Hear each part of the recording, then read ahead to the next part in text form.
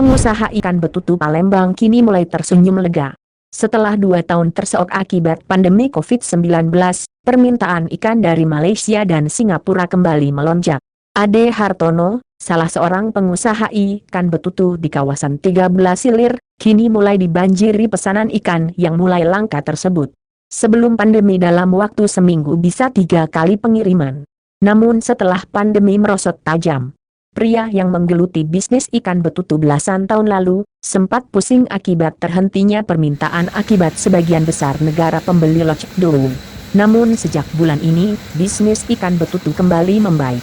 Sekarang seminggu bisa 2 kali pengiriman. Jelas Ivanco, 19, putra Ade Hartono. Menurut Ivanco setiap kali pengiriman, jumlahnya bisa mencapai 1 koli atau berisi sekitar 17 kg ikan betutu. Setelah melalui pemeriksaan balai karantina, ikan betutu yang sudah dikemas secara khusus tanpa diisi air akan dikirim ke agen di Jakarta terlebih dahulu.